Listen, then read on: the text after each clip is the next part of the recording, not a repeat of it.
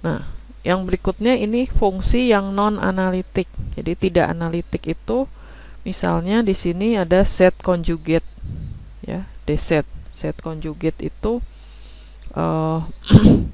kebalikan dari z kan, berarti eksponen minus i kali t ya. Conjugate itu kan misalnya setnya adalah cos i ditambah sin i ya, cos t ditambah sin t i sinus t, maka kalau conjugate berarti cos t dikurangi i sinus t ya. Conjugate-nya berarti atau bentuk eksponen itu minusnya ya. Kalau setnya sendiri eksponen i kali t. dz berarti dz-nya ini adalah i kali eksponen i kali t dt. Nah, berarti kalau kita kalikan, ini eksponennya kan akan jadi 0 pangkatnya atau 1 ya. Jadi kalau lintasan C-nya itu 0 sampai 2pi, satu lingkaran, maka hasilnya adalah 2pi kali i. Jadi Anda lihat bahwa ini tidak 0 ya hasilnya. Kalau tadi kan menurut teorema integral Cauchy, kalau dia ada dalam lintasan C itu 0.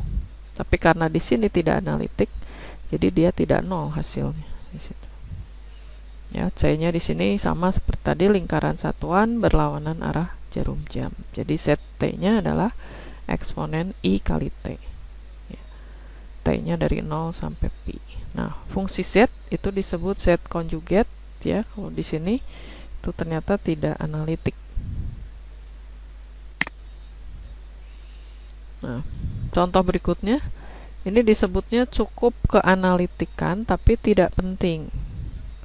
Apa maksudnya? Jadi misalnya di sini dz per z kuadrat ya. C-nya adalah lingkaran satuan dan hasilnya 0 tapi tidak menurut teorema Cauchy. Jadi 0-nya itu bukan karena kita pakai teorema Cauchy ya, tapi karena di sini kita tahu kan per z kuadrat, z-nya itu tidak analitik di z sama dengan 0 ya. 0 itu ada di dalam lingkaran satuan. Harusnya hasilnya tidak 0 kan? Nah, tapi ternyata di sini ada kemungkinan gitu ya, hasilnya 0 tapi tidak mengikuti teorema Cauchy. Ngerti maksudnya? Jadi fungsi z ini seper z kuadrat, z-nya tidak analitik di z sama dengan 0, kan nggak boleh ya, 0 di sini seper 0 itu nggak boleh.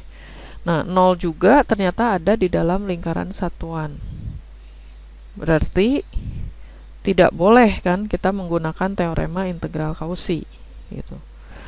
Kalaupun ternyata dihitung hasilnya 0, yang nggak masalah gitu ya, tapi 0-nya di sini bukan karena menggunakan teorema Cauchy. Karena di sini syarat menggunakan teorema Cauchy itu semuanya harus analitik. Di sini padahal ada yang satu titik yang tidak analitik.